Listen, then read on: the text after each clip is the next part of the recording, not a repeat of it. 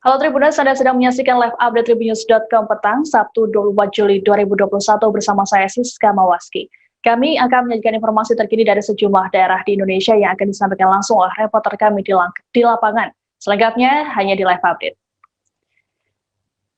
Kita ke informasi pertama, sesosok mayat jenis kelamin pria ditemukan warga di dalam sumur yang berada di Jalan Lamuru, Kecamatan Bontoala, Makassar, Sulawesi Selatan pada Sabtu 24 Juli pagi. Temuan ini pun langsung dilaporkan ke kepolisian untuk selanjutnya dilakukan proses evakuasi. Dalam informasi yang beredar, ditemukan ceceran darah di dekat lokasi kejadian. Berdasarkan pemeriksaan, jasad tersebut merupakan pria berinisial JW. Jenazah JW saat ini masih berada di ruang forensik Dokpol Bidokes Polda Sulsel. Untuk mengetahui informasi lengkapnya, sudah ada rekan kami dari Tribun Timur, Muslimin Emba yang akan melaporkannya. Halo, selamat sore Emba.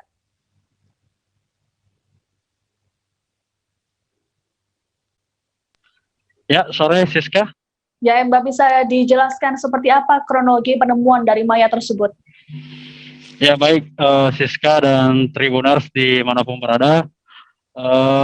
Pagi tadi sekitar jam 10 jelang siang, itu aparat kepolisian dari Polsek Bontoala mendapatkan informasi adanya mayat pria yang berada di dalam sumur sedalam 4 meter.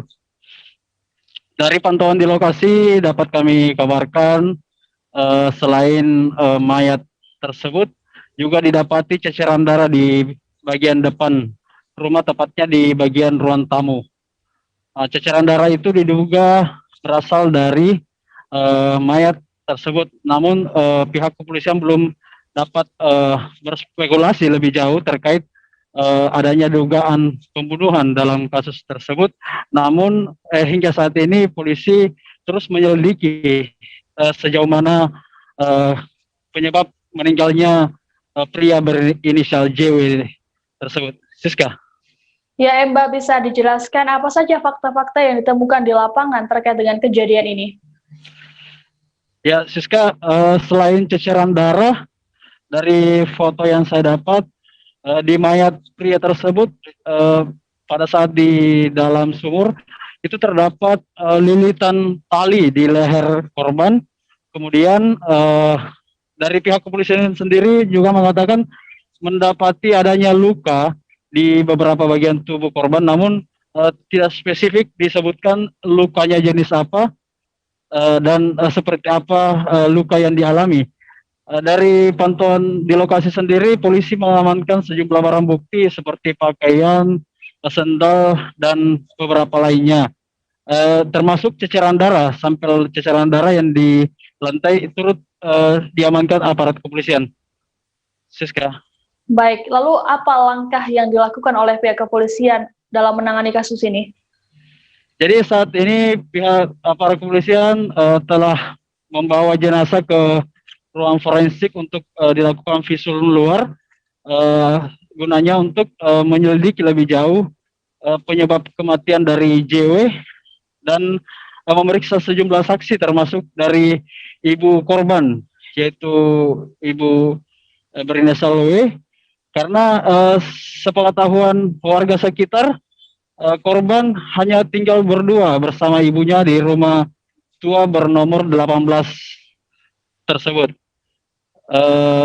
Sejauh ini Tribun masih menunggu hasil ataupun perkembangan dari hasil penyelidikan yang dilakukan oleh jajaran unit reskrim Polsek Bontoala. Dan lebih lanjutnya saya sudah wawancara dengan Kapolsek Bontoala terkait kronologi awal dan langkah-langkah yang akan dilakukan terkait temuan mayat dalam sumur ini, Siska. Baik, Tribuners, kami akan menampilkan pernyataan lengkap dari Kapolsek Bontoala, Kompol Syamsuwardi, terkait dengan kejadian ini. Ada laporan masyarakat bahwa telah didapati seorang laki-laki meninggal di dalam sumur, di mana ditemukan ceceran darah di dekat sumur. Identitas laki-laki itu adalah Jimmy Wijaya, umur 40 tahun. Umur berapa? Umur 40 tahun. Dan penyebab kematian seperti apa? Untuk sementara penyebab kematian masih dalam hidup. Menurut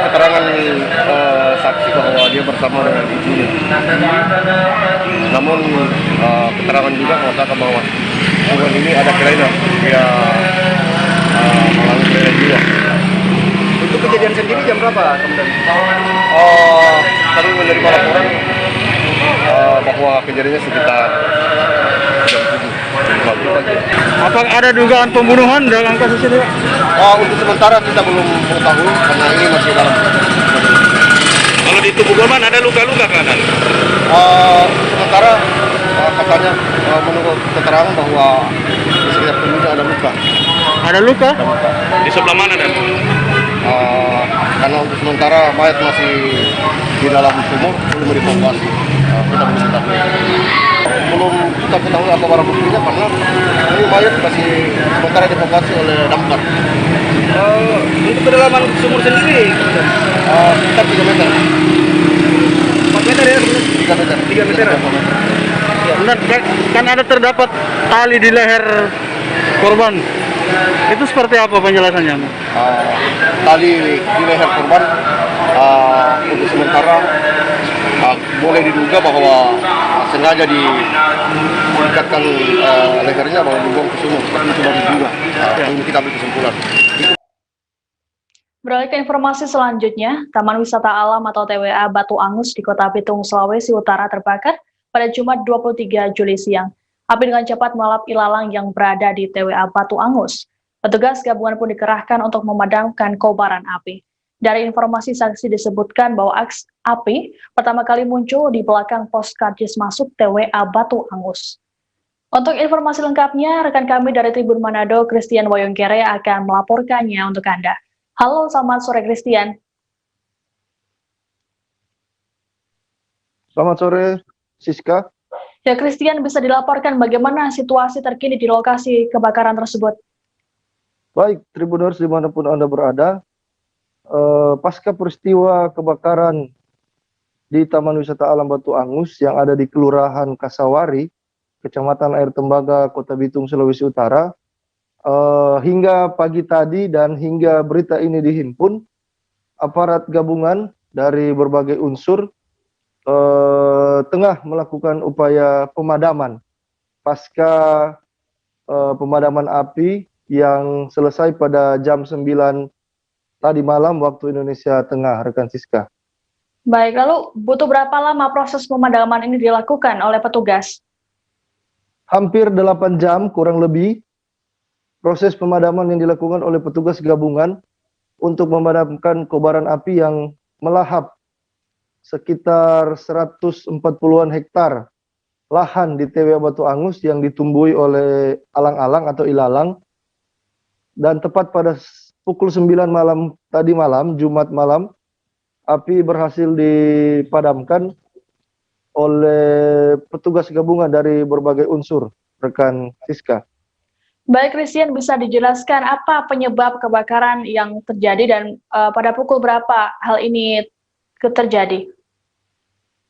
Menurut informasi dari pihak kepolisian, baik Polsek Air Tembaga maupun Badan Konservasi Sumber Daya Alam BKSDA Sulawesi Utara dan pengelola TWA Batu Angus, penyebab kejadian masih dilakukan penyelidikan atau belum dapat disimpulkan penyebab apa, namun beredar informasi adanya unsur kesengajaan dari pengunjung TWA Batu Angus yang datang di lokasi tersebut dan diduga membuang puntung rokok ke bagian alang-alang, Siska.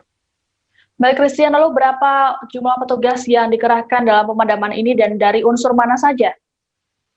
Baik, Siska, untuk pemadaman api yang melahap atau membakar alang-alang di TWA Batu Angus, Bitung, Sulawesi Utara, melibatkan puluhan personil yang terdiri dari BKSDA, Badan Konservasi Sumber Daya Alam Sulawesi Utara, dari Manggala Agni Daops Bitung, dari Badan Penanggulangan Bencana Daerah Kota Bitung, dari Dinas atau Satuan Polisi Pamung Praja, dalam hal ini Pemadam Kebakaran Kota Bitung, dan dari unsur Polsek Air Tembaga, Polres Bitung, dan pemerintah Kecamatan Air Tembaga dan pemerintah Kelurahan pemerintah Kelurahan Kasawari dan pemerintah Kelurahan Makawide. Siska. Baik, Tribuners, kami akan menampilkan pernyataan lengkap dari Kapolsek Tembaga terkait kejadian kebakaran yang terjadi di Taman Wisata Alam Batu Angus ini. Perkembangan kebakaran yang terjadi di Batu Angus itu masih sementara berlangsung karena dengan kencangnya angin, sementara untuk api terus berkobar dan melahap seluruh tanaman-tanaman, terutama untuk tanaman ilalang yang sangat cepat. Dan untuk antisipasi juga untuk rekan-rekan kita yang pemadam kebakaran dan dari BPBD juga sedang berusaha untuk melakukan pemadaman, antisipasi jangan sampai kebakaran meluas sampai kepada hutan lindung. Nah, itu yang kita antisipasi. Masih berlanjut sampai jam sekarang, masih tetap dilaksanakan pemadaman. Demikian. Pak, untuk lokasi atau titik yang saat ini terbakar di lokasi mana dan sudah ada perkiraan berapa luasan yang terbakar? Untuk lokasi sudah jelas, yaitu terjadi kebakaran di lokasi wisata Batu Angus. Untuk lebih kurang kebakaran terjadi sekitar 145 hektar. Pak, untuk unsur-unsur yang dilibatkan pada saat ini sambil memantau dan memadamkan api dari mana saja? Untuk instansi sudah datang dari pemerintahan Kecamatan Air Tembaga, kemudian Polsek Air Tembaga, dan juga dibantu oleh personil Polres Bitung dan juga masyarakat warga sekitar yang membantu untuk evakuasi dari kebakaran, dan juga datang dari pihak pemadam kebakaran dan juga ada dari BPBD Kota Bitung. Demikian. Polres Manokwari membagikan paket sembako untuk sejumlah nelayan tradisional yang berada di seputaran Pulau Lemon, Mansinam, dan Pasir Putih, Kabupaten Manokwari, Papua. Penyaluran paket sembako dilakukan pada Sabtu 24 Juli siang. Kapolres Manokwari AKPP Dadang Kurniawan mengatakan bagian ini dilakukan guna membantu nelayan yang terdampak PPKM level 4. Untuk informasi lengkapnya, rekan kami dari Tribun Papua, Safwan Asyari, akan melaporkannya untuk Anda. Halo, selamat petang, Safwan. Halo, selamat petang waktu Indonesia Timur, Siska dan juga Tribuners. Ya, Safwan, bisa dijelaskan seperti apa kegiatan yang digelar oleh Polres Manokwari ini? Ya, Siska dan juga Tribuners dimanapun Anda berada. Hari ini dapat saya kabarkan dari Manokwari, Papua Barat, pelaksanaan pembagian sembako untuk nelayan tradisional di Kabupaten Manokwari sendiri mulai sejak pukul 12 lebih 49 menit. Pelaksanaan ini digelar untuk menyasar kepada nelayan-nelayan tradisional di Kabupaten Manokwari yang terdampak PPKM darurat di Kabupaten Manokwari. Oke, lalu dari tayangan yang sedang diputar, ini terlihat para petugas membagikan sembako melalui jalur laut. Lalu bagaimana mekanismenya, Safwan?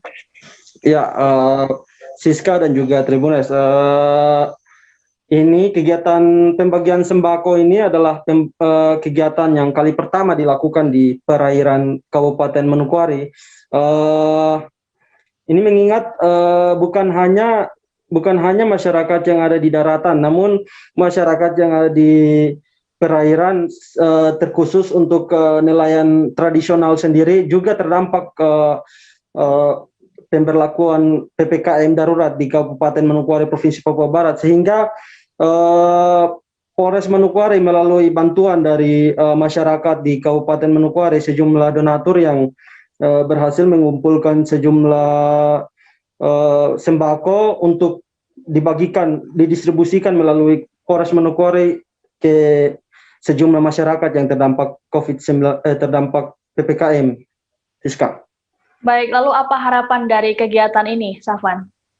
Ya, harapan dari kegiatan ini tadi Polres Manokwari, Kapolres Manokwari, AKBP Dadang Kurniawan menyampaikan bahwa lewat kegiatan ini semua masyarakat termasuk nelayan-nelayan kecil di perairan Kabupaten Manokwari sendiri bisa disentuh oleh tangan-tangan masyarakat yang mau membantu antar sesama masyarakat di Kabupaten Manokwari, khususnya yang terdampak PPKM darurat sendiri. Siska. Baik, Tribudas, untuk terkait dengan kegiatan ini kami akan menampilkan pernyataan dari Kapolres Manokwari AKBP Dadang Kurniawan. Berikut tayangannya. Hari ini kami mulai dari siang tadi, Polres Manokwari bersama di sini Satpol Air dengan Kasatpol Air Polres Manokwari melakukan pembagian sembako kepada masyarakat yang terutama nelayan yang kami data berdasarkan data-data yang kami dapatkan yang mungkin memerlukan bantuan daripada masyarakat yang lainnya. Kami mengumpulkan ada donasi-donasi dari masyarakat dan kami salurkan. Untuk kegiatan tadi kami drop ada beberapa titik lokasi terutama di seputaran Pulau Lemon dan juga Pulau Mansinam dan terakhir di daerah Pasir Putih. Total sekitar 50 sembako yang mana harapan kami sama melaksanakan kegiatan yang dilaksanakan di daerah lain berdasarkan instruksi daripada Bapak Kapolri yang tadi malam, Bapak sesuai juga dengan peraturan Mendagri, peraturan instruksi gubernur maupun bupati masalah PPKM ini, kami menghimpun dari beberapa masyarakat untuk dapat membantu meringankan beban bagi masyarakat yang mungkin terdampak akibat kegiatan-kegiatan pembatasan-pembatasan yang ada di lapangan. Berarti kemudian ini bentuk kepedulian kemudian? Ya betul, kepedulian daripada empati daripada kepolisian, terutama Polda Papua Barat dan Polres Manokwari dalam mensikapi daripada pandemi COVID-19 ini. Sejumlah personel Brimopolda Sumsel masih bersiaga untuk mengantisipasi bentrok antara warga Kelurahan Muara Kulam dan warga desa Pulau Kidak di Kabupaten Musirawas Utara. Hal ini imbas dari penembakan dua warga Kelurahan Muara Kulam oleh orang tak dikenal dari arah hutan pada Kamis 22 Juli siang. Diduga penembakan dilakukan oleh warga dari desa Pulau Kidak. Lalu seperti apa pantauan di sana? Sudah ada rekan kami dari Tribun Sumsel, Rahmat Aizullah yang akan melaporkannya untuk Anda. Halo, selamat sore Rahmat. Selamat sore, Siska. Ya Rahmat, bisa dijelaskan lebih detail soal konflik yang melatar belakangi antara kedua kelompok warga ini? Baik Siska dan Tribuners, yang melatar belakangi konflik antar dua kelompok warga ini, awalnya warga desa Pulau Kidak melakukan penghadangan terhadap kendaraan warga dari Kelurahan Muara Kulam. Informasi yang kami dapatkan, warga Pulau Kidak ini melakukan sweeping karena mereka tidak terima ada dua warganya dihakimi massa di Muara Kulam. 2 hari sebelumnya memang ada dua warga desa Pulau Kidak diduga dihakimi oleh sejumlah oknum warga di Kelurahan Muara Kulam. Dua warga tersebut bernama Dani Sandra dan seorang remaja berinisial RW berumur 17 tahun. Informasi yang kami dapatkan dari warga setempat, dua warga desa Pulau Kidak ini diduga dihakimi massa karena diduga melakukan penodongan terhadap warga Kelurahan Muara Kulam. Jadi dua warga ini dimassa berdasarkan ciri-ciri dari keterangan yang disampaikan oleh korban. Jadi korban mengenali dua pelaku penodongan ini, kemudian warga yang tersulut emosi langsung melakukan main hakim sendiri. Nah, korban dari dugaan penodongan ini sendiri yaitu ada 4 orang, 2 pria dan juga 2 perempuan. Kejadiannya itu pada sore hari, pada hari Raya Idul Adha lalu. Jadi terduga pelaku penodongan ini sempat berkelahi dengan korban. Ini menurut keterangan korban. Jadi mereka sempat berkelahi. Korban atas nama Fauzi mengalami luka tusuk di punggungnya. Kemudian korban satunya lagi mengalami luka di kepala akibat benturan benda tumpul. Sementara teman korban yang 2 perempuan tadi berhasil melarikan diri. Begitu. Kemudian warga setelah mendapat informasi dari korban ini beserta ciri-cirinya langsung melakukan pencarian karena diyakini terduga pelaku penodongan ini masih berada di kelurahan tersebut dan akhirnya berhasil ditangkap dan dimasa. Begitu, Siska. Oke, lalu berdasarkan pantauan Anda saat ini, bagaimana situasi sekarang di sana? Lalu bagaimana kondisi terbaru dari 2 warga yang ditembak tersebut?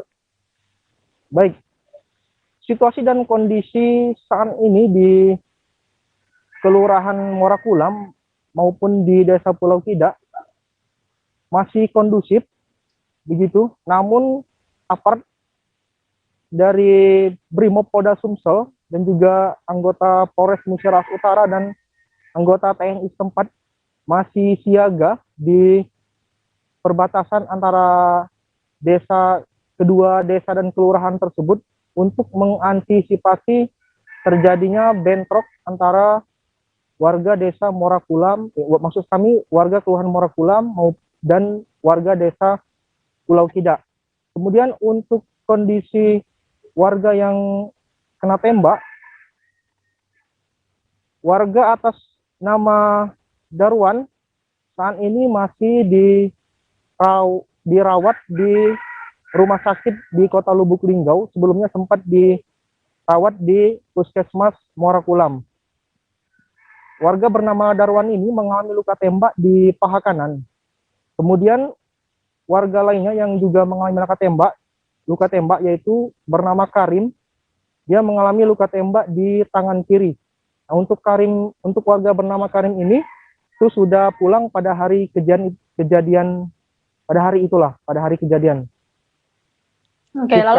Oke, berdasarkan informasi terbaru disebutkan bahwa 2 kelompok warga ini memutuskan untuk sepakat berdamai. Apakah benar, Rahmat? Ya, Siska, memang benar. Setelah dilakukan mediasi oleh aparat kepolisian dari Polres Musyaras Utara dan juga TNI setempat dan pemerintah setempat melakukan mediasi, akhirnya kedua kelompok warga ini sepakat untuk berdamai. Jadi mereka sudah melakukan penandatanganan surat perdamaian bersama. Itu adapun bunyi atau isi dari surat perdamaian bersama itu antara lain yang pertama, tidak ada lagi tindak kriminal di Kecamatan Ulurawat. Kemudian yang kedua, tidak ada lagi penghadangan kendaraan mobil maupun motor, baik di Desa Pulau Kida maupun di Kelurahan Morakulam, umumnya di Kecamatan Ulurawat dan sekitarnya. Dan yang ketiga, tidak ada lagi tuntutan apapun di kemudian hari antara warga Pulau Kida dan warga Morakulam. Dan yang terakhir, tidak ada lagi dendam di antara warga Pulau Kida dengan warga Morakulam.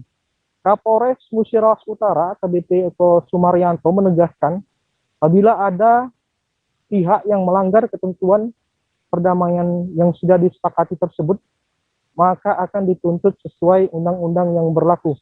Untuk diketahui juga, menurut keterangan warga desa Pulau Kida, mereka melakukan penghadangan itu karena tidak terima warganya dihakimi.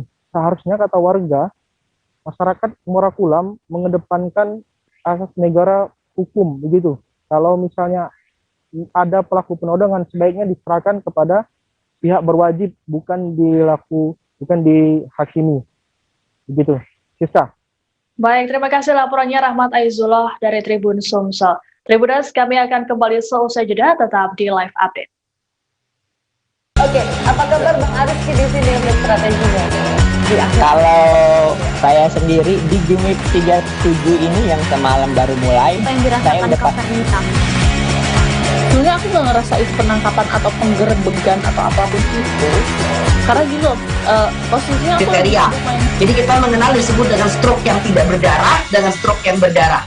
Stroke yang tidak berdarah itu biasanya ditandai dengan adanya penyumbatan. Kalau itu penyumbatan di sini mungkin pikirnya tidak ke situ kali ya, tapi kalau di Korea atau di Kamboja itu ada beberapa paper yang saya itu mas, ya dulunya tukang koran. Oh gitu ya, tukang koran. Ya saya baca itu pak. Tuh kan pernah baca kan? Ya. Jadi kalau saya jadi tanggal itu udah bersyukur banget. Si anak ini dijadikan sebagai tersangka begitu. Ya kalau ini kita bicara yang di luar kasus Sebongondo ya. Dengan nama hujan shower, di mana terdapat batas jelas antara daerah hujan dan tidak hujan yang biasanya terjadi pada fase awal mature stage atau tahap berbahaya itu Kang. Jadi mulai artinya terjadinya perlembekan. Nah itu untuk penetrasi akan sulit gitu ya. Dok, saya ini menurut saya memang tidak mudah, bukan urusan tanah diambil. Kalau misalnya Amerika Serikat sekarang, Rasulullah mengatakan dalam sebuah hadis bahwa berpuasa di 6 hari Syawal itu. Oke, apa kabar Bang Arif di sini untuk strateginya? Kalau saya sendiri di Jumip 37 ini yang semalam baru mulai, Apa yang dirasakan saya udah Kapten Hitam?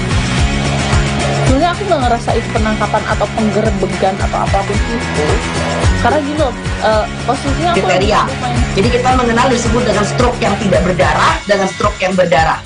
Stroke yang tidak berdarah itu biasanya ditandai dengan adanya penyumbatan. Kalau itu terjadi di sini mungkin pikirnya tidak ke situ kali ya, tapi kalau di Korea atau di Kamboja itu ada beberapa paper yang saya itu Mas, ya dulunya tukang koran. Oh gitu ya. Tukang koran. Ya saya baca itu Pak. Tuh kan pernah baca kan? Ya. Jadi kalau saya jadi pangdam itu udah bersyukur banget. Si anak ini dijadikan sebagai tersangka begitu. Ya kalau ini kita bicara yang di luar kasus Sebongombo ya. Dengan nama hujan shower, di mana terdapat batas jelas antara daerah hujan dan tidak hujan yang biasanya terjadi pada fase awal master stage atau tahap Berbahaya basah. itu Kang. Jadi mulai artinya terjadinya perlembekan. Nah itu untuk penetrasi akan sulit gitu ya. Dok, saya ini menurut saya memang tidak mudah, bukan urusan tanah diambil.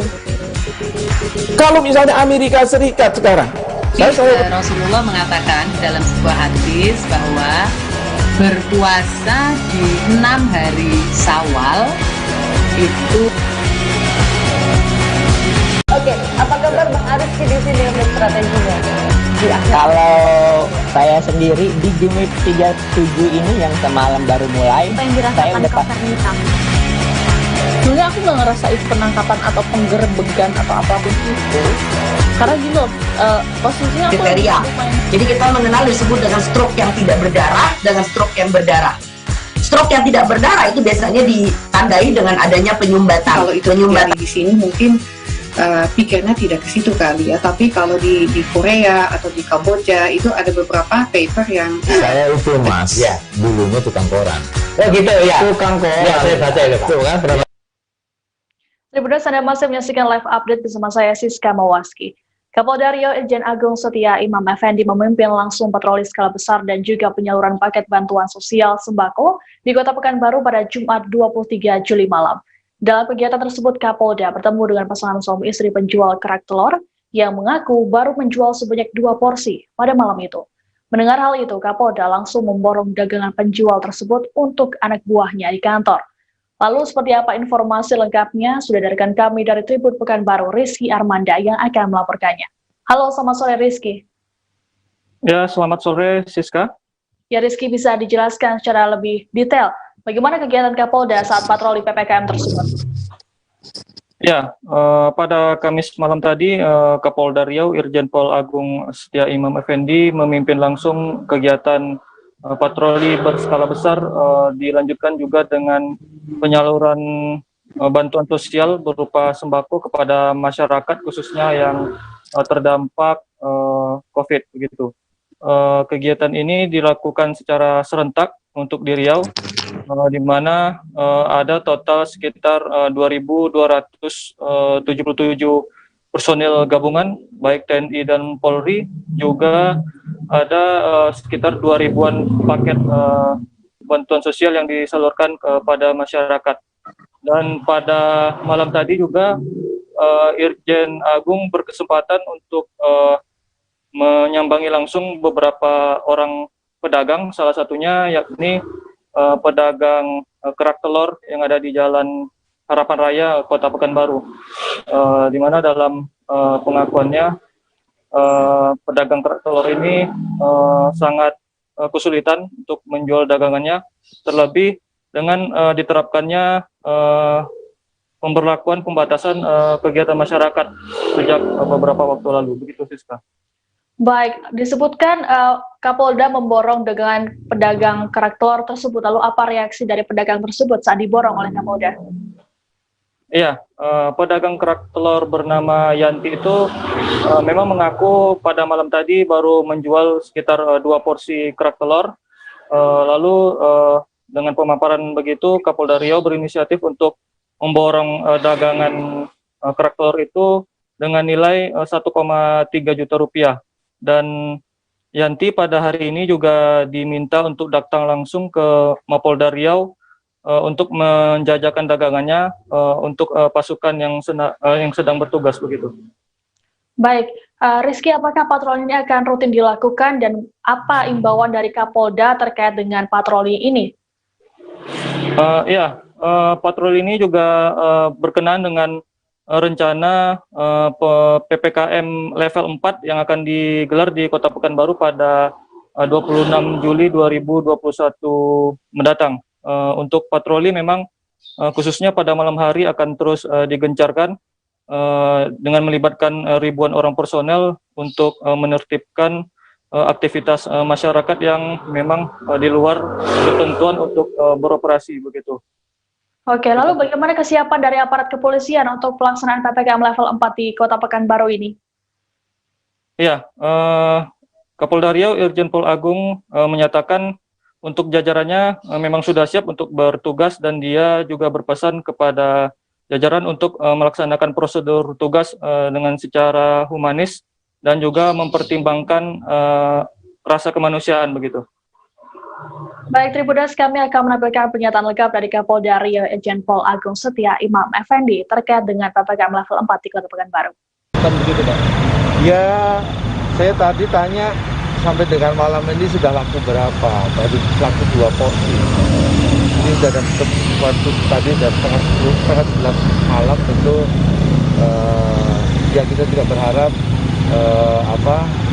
ya tentu kita ingin membantu, intinya itu kita ingin membantu bahwa ini adalah sesuatu kami merasakan bahwa kita saatnya bergandeng tangan, saling mengisi dan saling membantu sekecil apapun. Ini mungkin bantuan kecil bagi ibu tadi yang jualan kerak telur, tapi ini saya yakin ini sesuatu yang bisa dimanfaatkan bagi ibu dan keluarganya. Harapan raya, ya sama harapan raya tadi.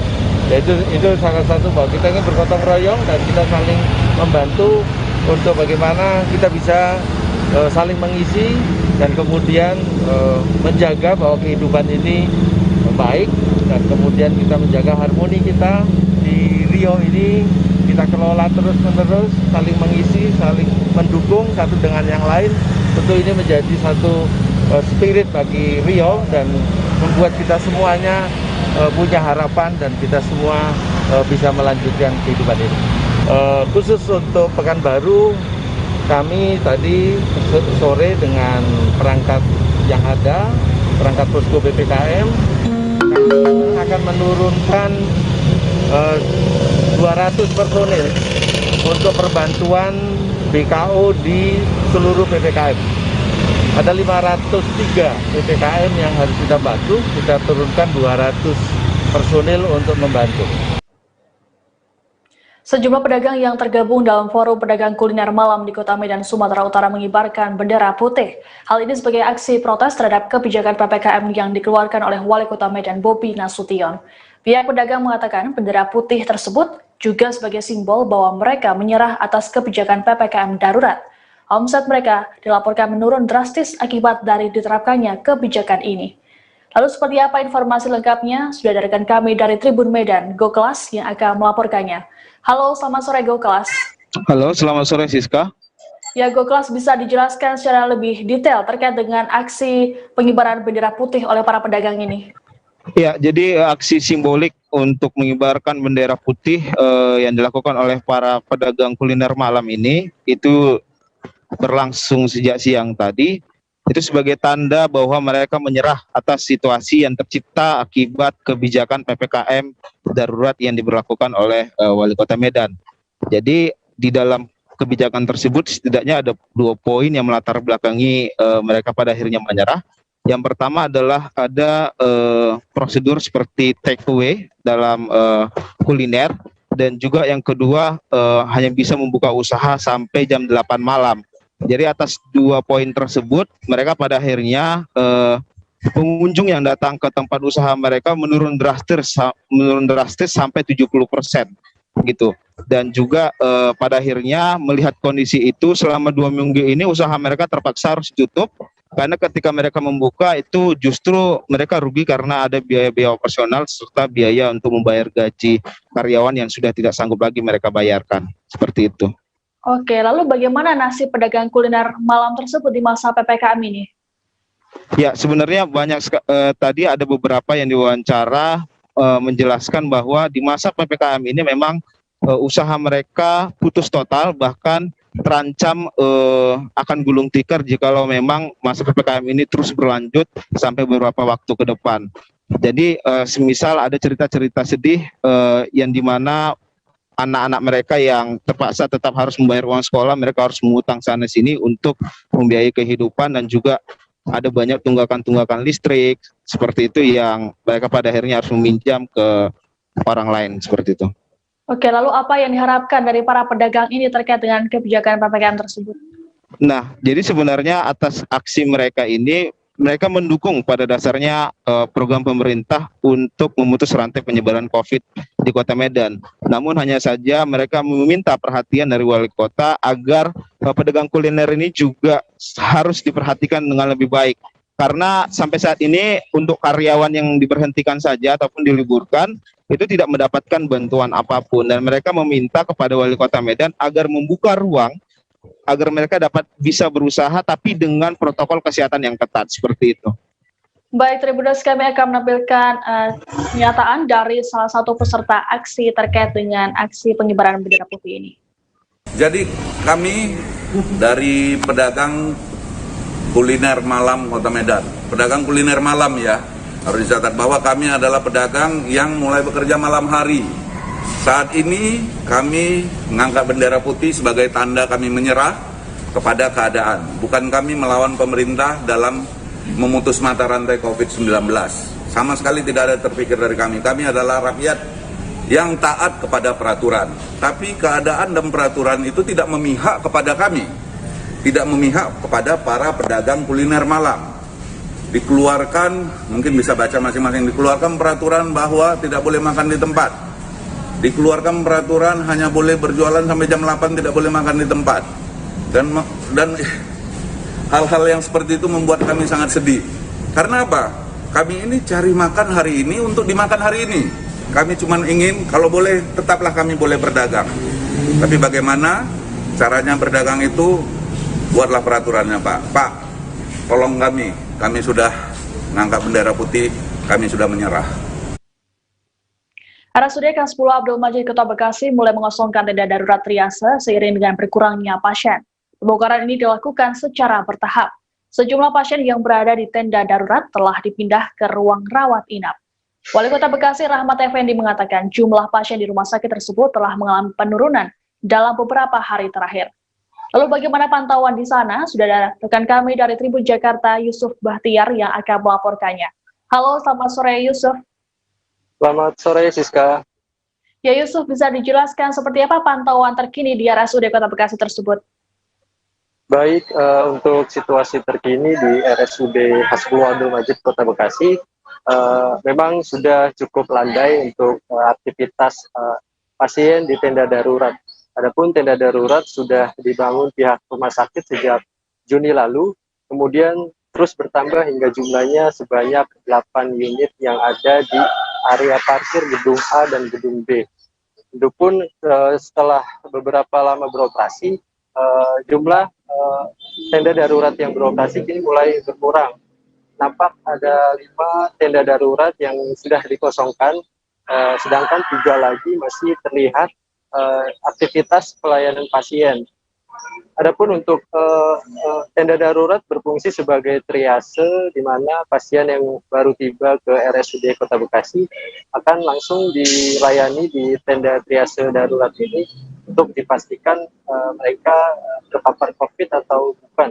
Setelah dinyatakan terpapar COVID, mereka akan dipindahkan ke ruang rawat inap khusus isolasi COVID sementara yang non-COVID akan dipindahkan ke ruang yang difungsikan sebagai ruang rawat inap biasa. Namun melonjaknya kasus membuat pihak RSUD terpaksa membangun triase darurat ini untuk menampung pasien yang jumlahnya cukup meningkat. Begitu, Siska. Oke, disebutkan bahwa terjadi penurunan pasien di RSUD Kota Bekasi. Lalu bagaimana tingkat keterisian rumah sakit secara keseluruhan di Kota Bekasi? Berdasarkan informasi dari Satgas COVID Kota Bekasi, hingga saat ini tingkat keterisian atau bor occupancy rate di Kota Bekasi sebesar 81,27%. Angka itu lebih turun ataupun dibanding kemarin sebesar 81,75%. Wali Kota Bekasi mengatakan jumlah bor ini juga masih belum turun secara signifikan, meskipun kasus yang ada masih tetap meningkat. Dia pun juga telah melakukan penambahan fasilitas isolasi di Rumah Sakit Darurat Stadion Patriot yang sebelumnya berjumlah 100 bed atau tempat tidur, kini menjadi sekitar 130 bed. Begitu, Siska. Oke, Yusuf, sejauh ini lalu bagaimana kondisi terkait dengan kasus COVID-19 di Kota Bekasi? Berdasarkan informasi Satgas Kota Bekasi, kasus aktif di Kota Bekasi sejauh ini sebanyak 7.018 pasien, sementara untuk kasus kumulatifnya sebanyak 74.998. Sedangkan kasus sembuh sebanyak 67.009 pasien, dan kasus meninggal sebanyak 971 jiwa. Untuk itu, Kota Bekasi saat ini menerapkan PPKM level 4, di mana kebijakannya tidak jauh berbeda dengan PPKM darurat yang sebelumnya sudah berlaku sejak tanggal 3 sampai 20 Juli kemarin. Sementara untuk PPKM level 4 ini berlaku sampai 25 Juli 2021 mendatang. Begitu, Siska. Baik, terima kasih Yusuf Batia dari Tribun Jakarta atas laporannya. Kita beralih ke informasi selanjutnya. Sampah rumah tangga di tempat pembuangan sementara atau TPS yang berada di belakang RSUD Ahmad Rifin, Kabupaten Muaro Jambi, masih terlihat menumpuk. Tidak hanya sampah rumah tangga, tapi juga tampak beberapa sampah medis dari rumah sakit. Tumpukan sampah rumah tangga bercampur sampah medis ini diperkirakan sudah terjadi selama beberapa hari terakhir. Lalu bagaimana pantauannya di sana? Sudah ada rekan kami dari Tribun Jambi, Hasbi, yang akan melaporkannya. Halo, selamat sore Hasbi. Iya, selamat sore Siska. Ya, Hasbi, bagaimana pantauan Anda di lokasi terkait dengan hal ini? Ya, baik Siska. Memang di tempat pembuangan sampah sementara yang berada di belakang RSUD Ahmad Rifin Kabupaten Muaro Jambi, itu biasanya itu untuk pembuangan sampah rumah tangga.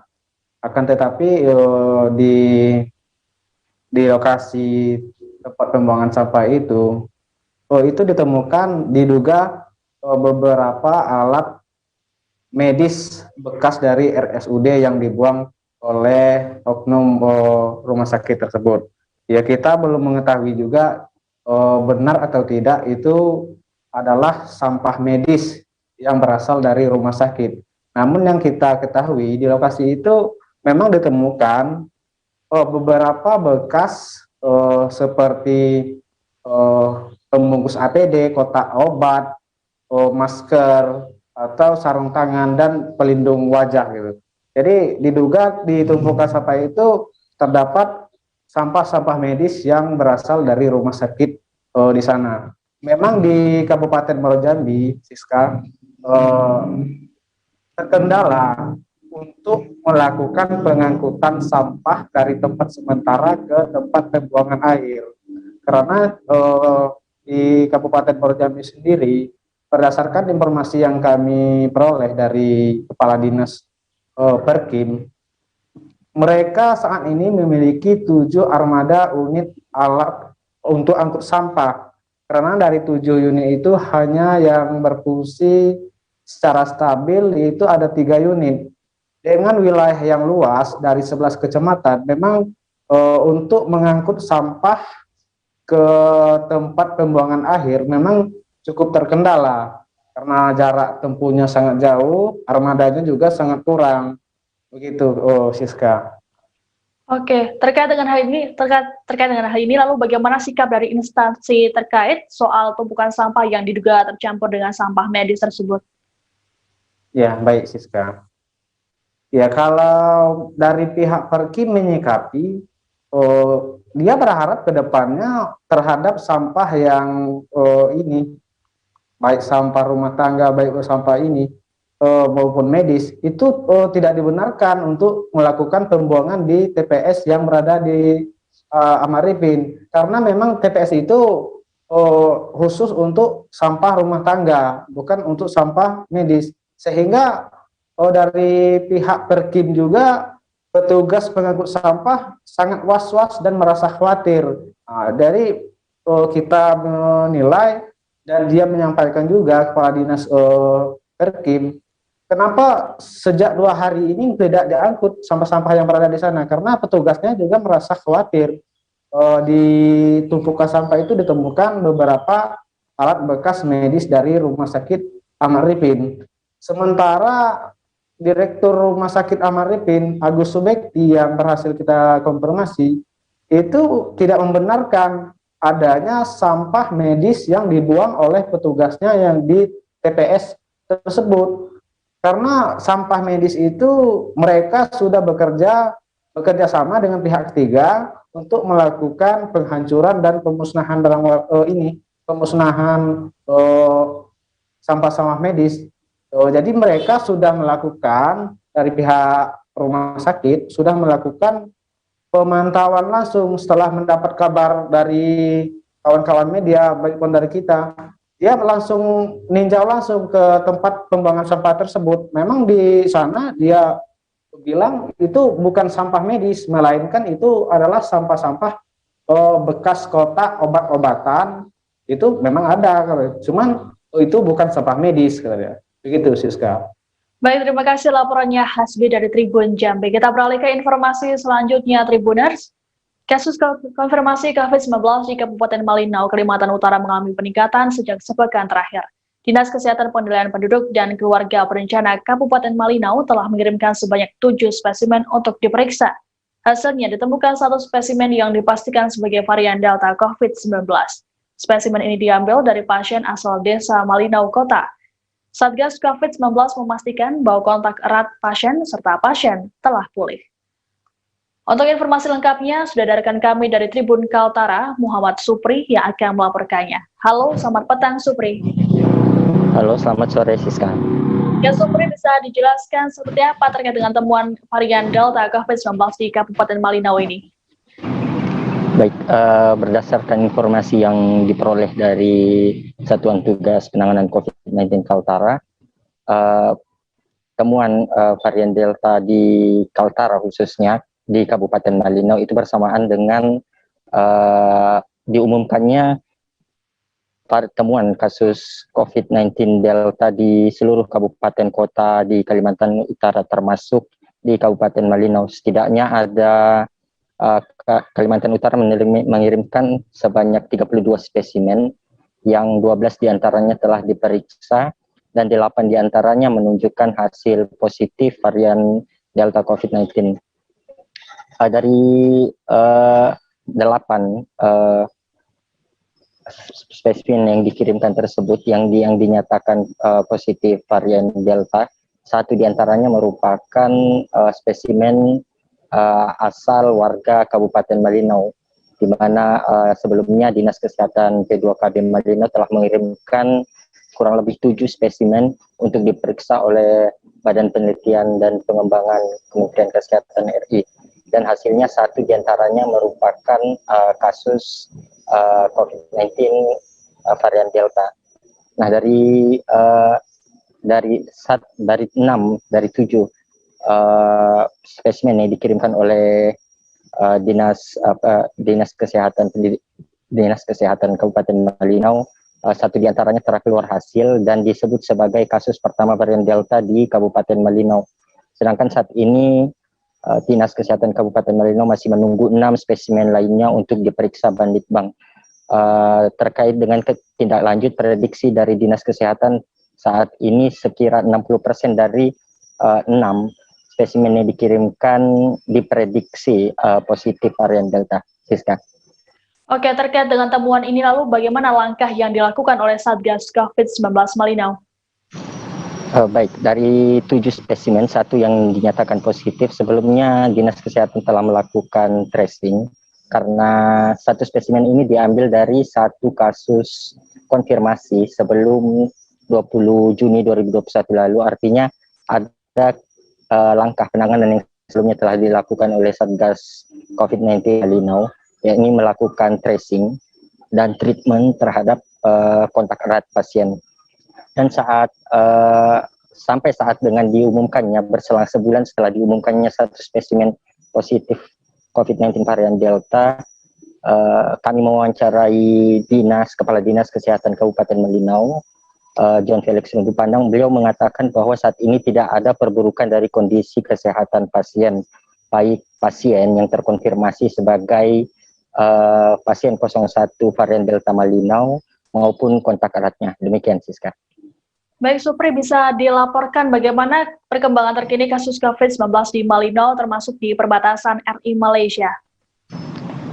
Baik, Siska, untuk sepekan ini terhitung dari hari Senin lalu terjadi peningkatan drastis di Kabupaten Malinau, ya. Ini sekitar 290 kasus konfirmasi berserang 5 hari setelah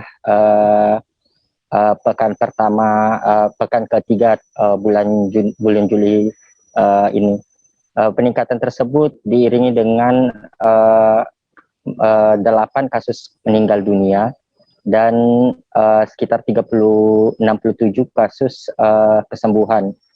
Untuk di wilayah Apaukayan atau wilayah perbatasan RI Malaysia, saat ini telah nampak tanda-tanda pemulihan. Di antaranya adalah pasien yang dinyatakan sebagai suspek COVID-19, 74% diantaranya yang dinyatakan telah sembuh. Untuk saat ini peringkat tertinggi ada di Kecamatan Kayan Hulu. Dari 240 temuan kasus, saat ini tersisa 38 yang masih dinyatakan positif tes antigen, dalam hal ini sebagai suspek COVID-19. Siska. Ya, Supri, lalu bagaimana dengan penerapan PPKM di Malinau saat ini? Untuk saat ini, Satuan Tugas Penanganan COVID-19 Malinau telah memperlakukan 2 jenis pembatasan, yakni pembatasan di pintu masuk menuju dan keluar Kabupaten Malinau, akses darat yang dinilai sebagai zona yang paling rawan sebagai medium penyebaran COVID-19, yaitu di pos perbatasan Nunukan, Kabupaten Nunukan dan Kabupaten Malinau di Kecamatan Malinau Utara, tepatnya di Desa Seruyung, kemudian di perbatasan Kabupaten Tanah Tidung dan Kabupaten Bulungan di Kecamatan Malinau Barat, yakni di pos Sesua. Kemudian Satuan Tugas Penanganan COVID-19 Malinau juga memberlakukan kebijakan untuk melarang operasional rumah-rumah makan, toko, kafe, dan sebagainya pada jam-jam yang telah ditentukan, yakni pada pukul 10 malam. Pedagang diminta untuk tidak menjajakan atau menutup warung pengoperasian pada waktu-waktu tersebut.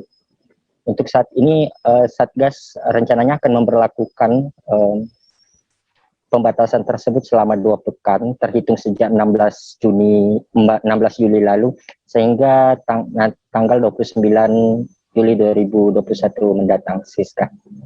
Baik, terima kasih laporannya Muhammad Supri dari Tribun Kaltara. Selamat bertugas kembali dan selalu jaga kesehatan. Baik, Tribuners, kami akan kembali selesai jeda dengan informasi menarik lainnya, tetap di Live Update.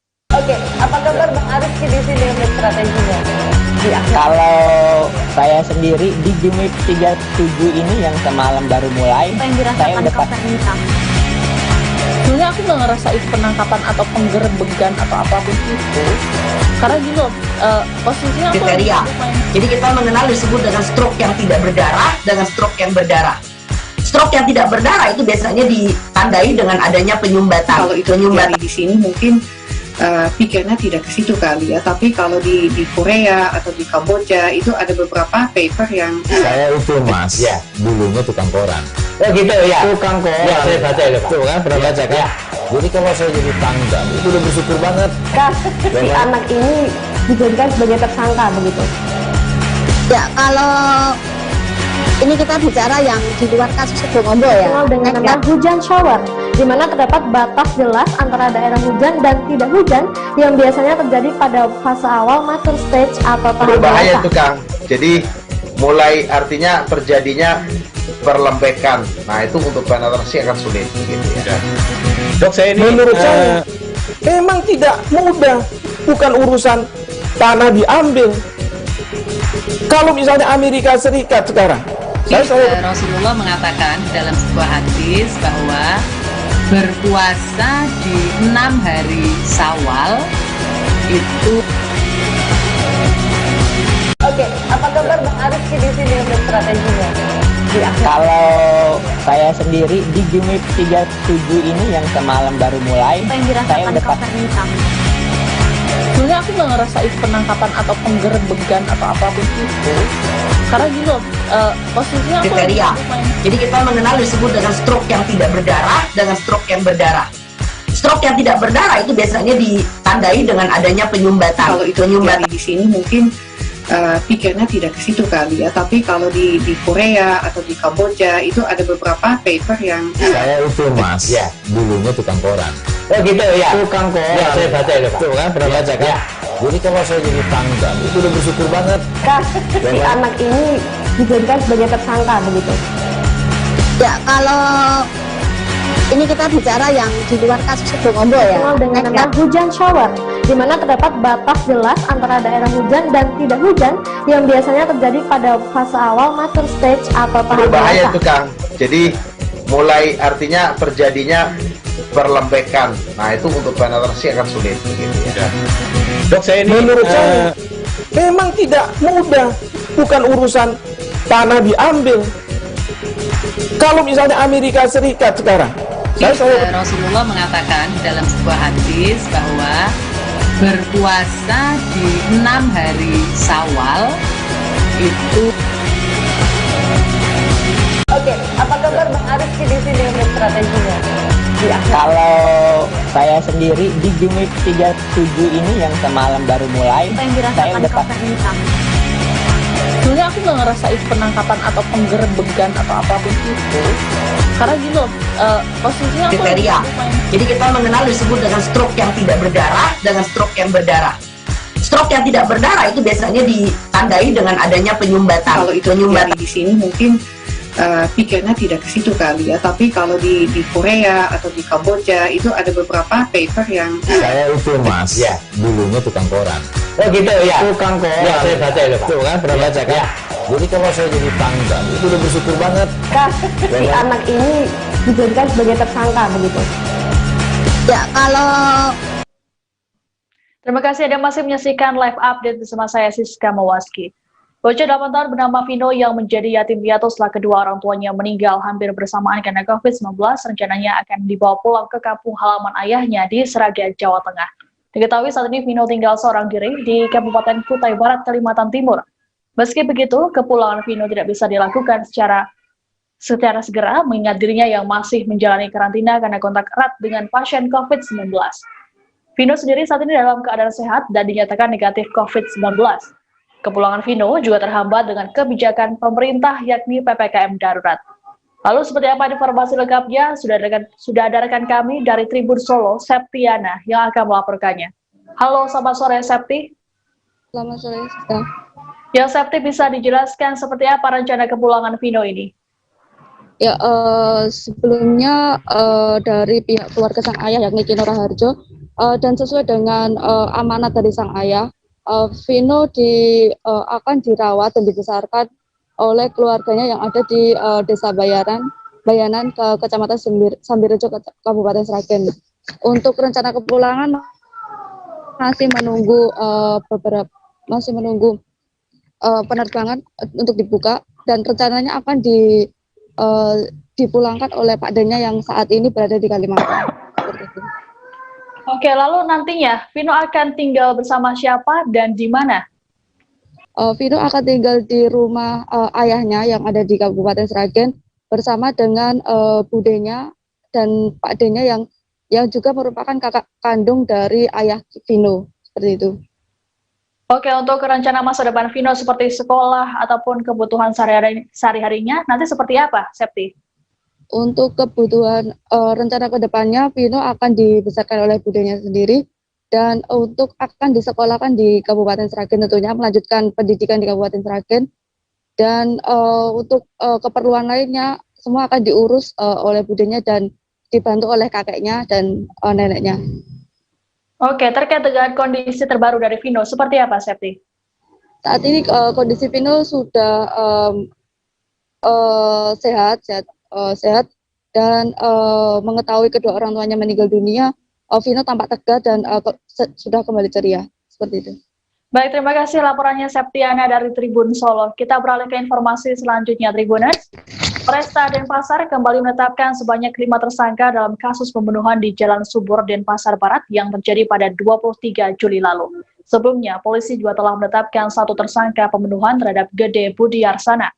6 tersangka tersebut kini sudah menjalani penahanan di Polresta Denpasar untuk proses lebih lanjut. Untuk informasi lengkapnya, kami sudah terhubung dengan wartawan Tribun Bali, Rizky Irwan, yang akan melaporkannya. Halo, selamat petang Rizky. Halo, selamat petang Siska. Ya Rizky, bisa dijelaskan seperti apa update dari penangkapan dan juga penetapan tersangka ini? Baik Siska, sebelumnya Polresta Denpasar bersama Polsek Denpasar Barat dan Polda Bali itu menangkap pelaku pada Jumat 23 Juli 2021, 1 jam setelah kejadian pembunuhan Budiarsa. Penangkapan pelaku pertama itu berinisial Wayan S. Kemudian terupdate yang terbaru pada hari ini, Sabtu 24 Juli 2021, ditemukan lagi tersangka lainnya sebanyak 5 orang. Jadi total ada 6 pelaku yang diamankan Polresta Denpasar. Begitu Siska. Oke Rizky, bisa dijelaskan secara lebih detail terkait peristiwa tersebut? Oke, baik. Sebelumnya saya sendiri mendapat informasi di lapangan, ada berbagai keterangan yang didapatkan dari saya sendiri, itu mengatakan bahwa sebelumnya 2 korban ini dicegat di daerah wilayah Kuta Badung oleh beberapa debt collector. Kemudian mereka menanyakan masalah angsuran pembayaran kredit macet motor yang dibawa oleh korban.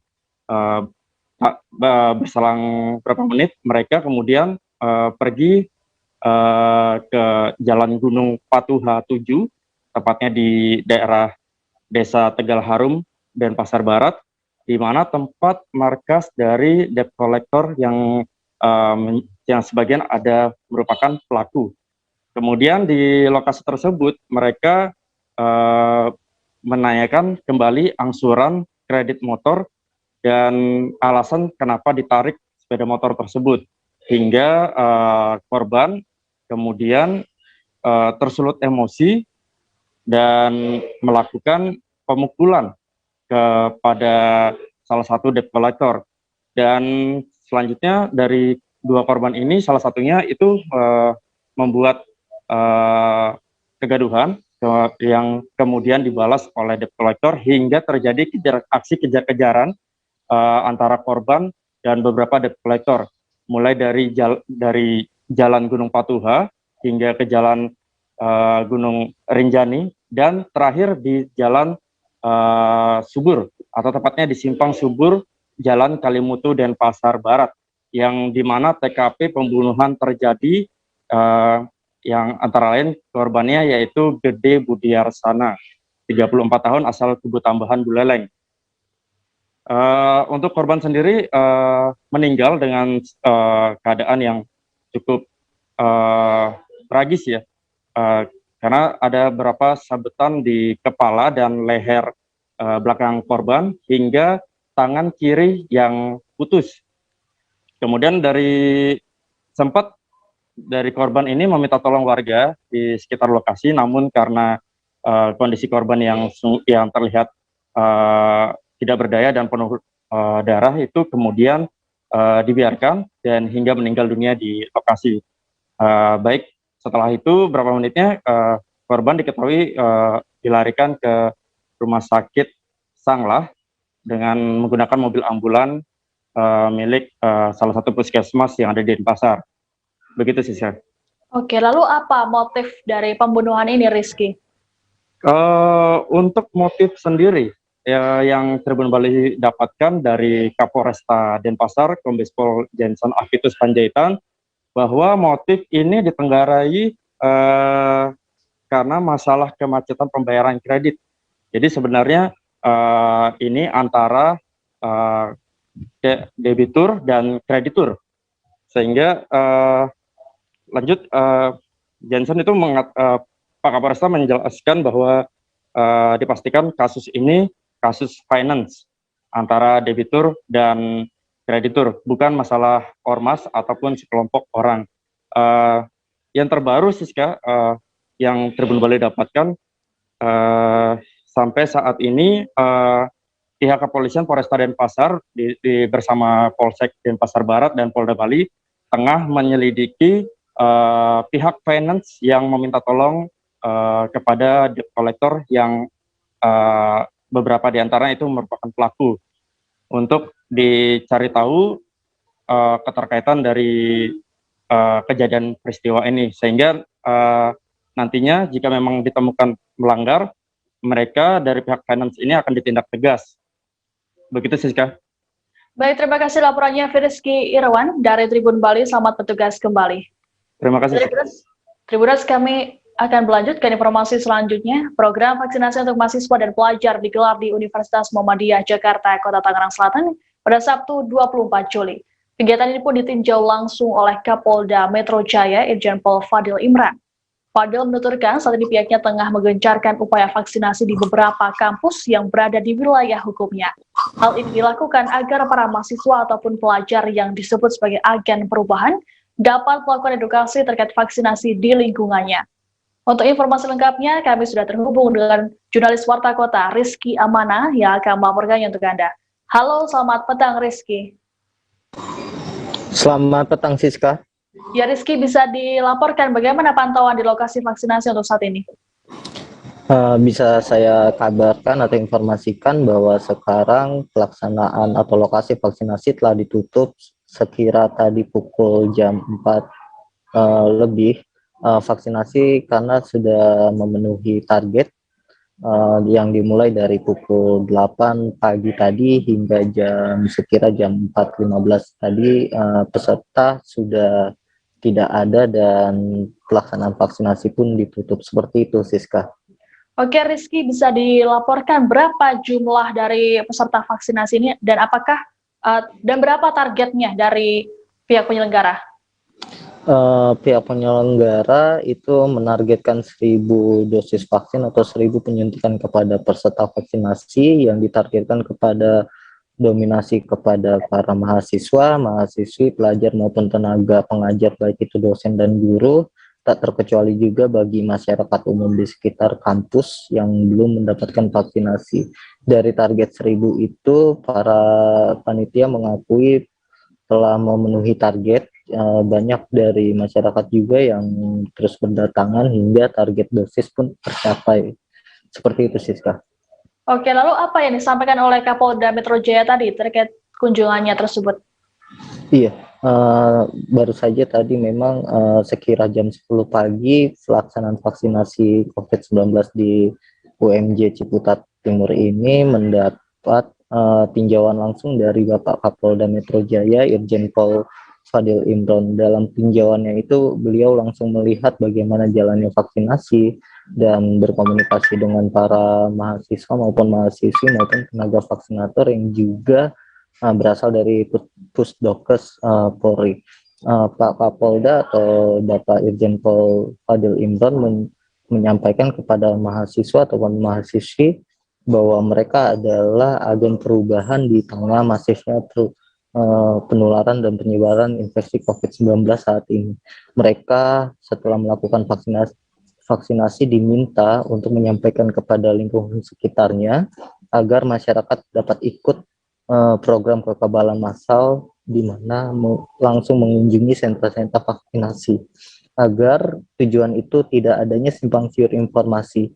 Karenanya Bapak Kapolda lebih menggalakkan vaksinasi di sejumlah fasilitas pendidikan atau kampus-kampus agar para terpelajar ini dapat menyampaikan bagaimana baiknya mengikuti vaksinasi, mengingat perlunya partisipasi publik dalam program kekebalan massal yang digalakkan pemerintah Indonesia ini. Seperti itu, Siska. Baik, Tribunas, kami akan menampilkan pernyataan lengkap dari Kapolda Metro Jaya Irjen Pol Fadil Imran terkait vaksinasi tersebut. Hari ini ada 1.000 targetnya, terdiri dari mahasiswa, pelajar, masyarakat umum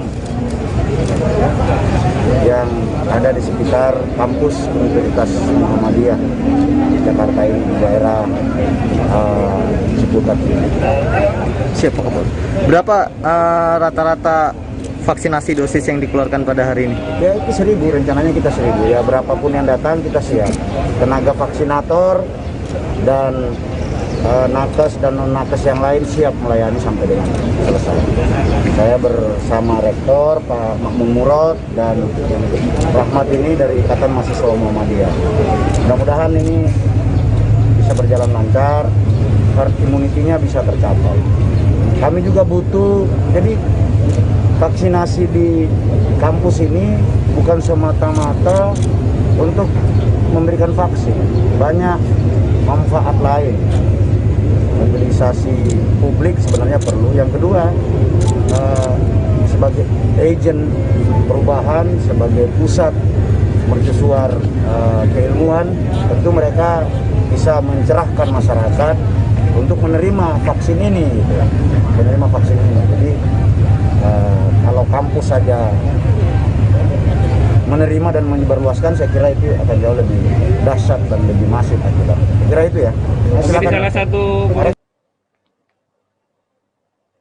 Warga binaan perempuan Lapas Perempuan kelas 2A Tenggarong Kabupaten Kutai Kartanegara Kalimantan Timur mengikuti vaksinasi dosis kedua pada Sabtu 24 Juli pagi. Tidak hanya warga binaan dewasa yang mengikuti kegiatan vaksinasi ini, tapi juga anak binaan dari Lembaga Pembinaan Khusus Anak atau LPKA. Pihak RSUD AM Parikesit yang melakukan vaksinasi ini menyatakan kegiatan ini berlangsung dengan lancar. Pihaknya juga sudah melakukan pemeriksaan kesehatan secara mendalam pada para warga binaan. Untuk informasi lengkapnya kami sudah terhubung dengan jurnalis Tribun Kaltim Aris Joni yang akan melaporkannya untuk Anda. Halo, selamat petang Aris. Selamat petang Siska. Aris, bisa dijelaskan berapa banyak warga binaan yang menjalani vaksinasi ini? Ya, pada hari ini Lapas Perempuan kelas 2A Tenggarong, Kabupaten Kutai Kartanegara, Provinsi Kalimantan Timur melaksanakan giat vaksinasi dosis kedua untuk serbuan vaksinasi yang dilaksanakan TNI Polri pada beberapa waktu lalu. Hari ini tadi ada sebanyak 261 warga binaan perempuan yang menjalani vaksinasi dosis kedua. Sementara terlepas dari vaksinasi dosis kedua, terdapat juga 9 warga binaan yang diikut sertakan dalam vaksinasi dosis pertama, karena pada 26 Juni lalu pada saat dosis pertama 9 WBP ini ditunda untuk vaksinasi dengan alasan kesehatan. Begitu Siska. Ya Aris, apakah ada laporan terkait keluhan dari warga binaan yang telah divaksin baik dari dosis pertama ataupun yang kedua ini? Sejauh ini untuk gejala berat tidak ada keluhan berdasarkan informasi dari koordinator vaksinasi RSUD AM Parikesit Tenggarong. Ada sempat beberapa keluhan pasca vaksinasi, cuma itu hanya sedikit efek daripada vaksinasi seperti pegal-pegal dan juga agak kram-kram sedikit, seperti itu Siska. Selebihnya tidak ada gejala berat keluhannya. Oke, apakah pada kegiatan vaksinasi dosis kedua ini masih ada warga binaan yang menjalani vaksin dosis pertama? Ada sebagian. Tadi sempat 9 warga binaan mengikuti dosis pertama, dan selebihnya ada juga yang lagi diupayakan untuk mendapatkan vaksinasi karena tidak dapat mengikuti vaksinasi yang ada di lapas terkait masalah administrasi kependudukan seperti tidak terdaftar NIK-nya atau KTP-nya. Seperti itu, Siska. Oke, lalu ada berapa orang yang mengikuti vaksinasi di luar lapas? Di luar lapas tadi ada sekitar 21 anak binaan dari lembaga pembinaan khusus anak Tenggarong. Itu diikut sertakan bersama kegiatan vaksinasi yang ada di lapas saat ini, dan itu juga ikut dalam vaksinasi dosis kedua, Siska. Oke, baik. Tribudas, kami akan menampilkan perbincangan dengan koordinator vaksinasi dari RSUD Embarkasi Tenggarong dan juga Kepala Lapas Perempuan kelas 2A Tenggarong. Yang sudah melaksanakan vaksin tetap melakukan protokol kesehatan ya, 5M, tetap memakai masker, menghindari kerumunan, lalu menjaga jarak, lalu mengurangi mobilitas.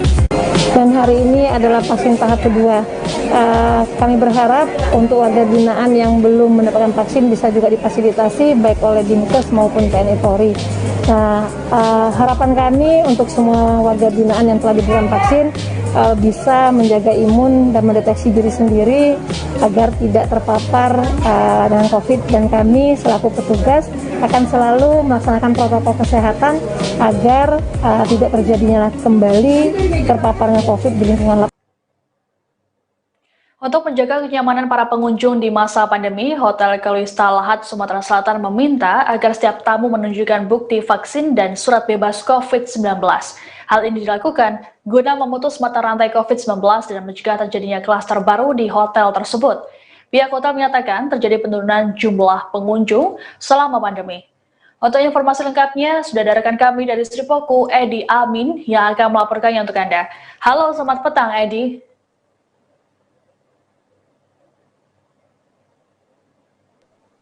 Halo, selamat petang, Siska.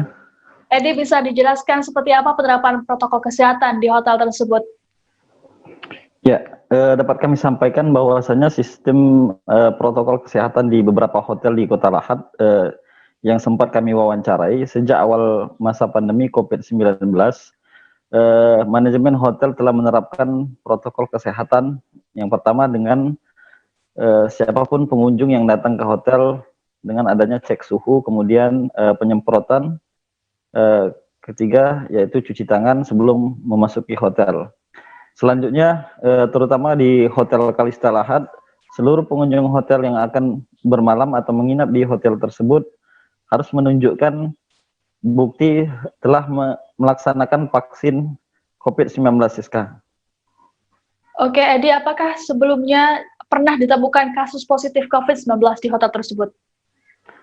Ya, untuk diketahui bahwasanya di salah satu hotel di Kota Lahat pernah ada warga yang positif COVID-19. Selanjutnya warga tersebut untuk pihak manajemen hotel mengeluarkan dari hotel karena akan berdampak bagi pengunjung hotel lainnya, kemudian dengan karyawan hotel sendiri itu, Siska.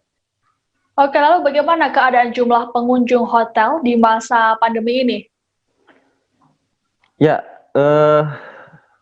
sejumlah manajemen hotel mengungkapkan bahwasannya sejak pandemi berlangsung atau tepatnya dari tahun 2020 hingga sekarang terjadi penurunan yang cukup signifikan untuk jumlah pengunjung hotel, termasuk event-event yang biasanya diselenggarakan di hotel selama pandemi ini sama sekali tidak dilaksanakan, Siska. Baik, Tribunas, kami akan menampilkan perbincangan jurnalis kami dengan pihak hotel dari Kalista Lahat. Berikut tayangannya. Di Hotel Kalista sendiri, pelayanan selama masa pandemi COVID-19 ini seperti apa, Pak? Kita kalau secara secara customer itu sama, tetapi selama pandemi ini prosedur prokes itu sangat ketat, Pak. Jadi dari mulai dia masuk itu dia harus cuci tangan, cek suhu, sampai di front office juga dia harus pakai hand sanitizer. Itu juga begitu dia mau check-in, sebelum proses check-in kita selalu mintakan hasil swab Pak, seperti ini Pak. Nah ketika hasil swab ini udah ada, baru akan terjadi transaksi check-in, check-out Pak. Artinya tanpa surat itu kita tidak bisa Pak ya? Nggak berani Pak kita Pak. Alasannya kenapa? Karena kalau tidak ada ini, siapa yang mau jamin Pak? Karyawan juga pengen selamat. Artinya demi keamanan dan kenyamanan customer tadi Pak, kita terapkan itu Pak ya? Iya Pak, terutama karyawan juga Pak.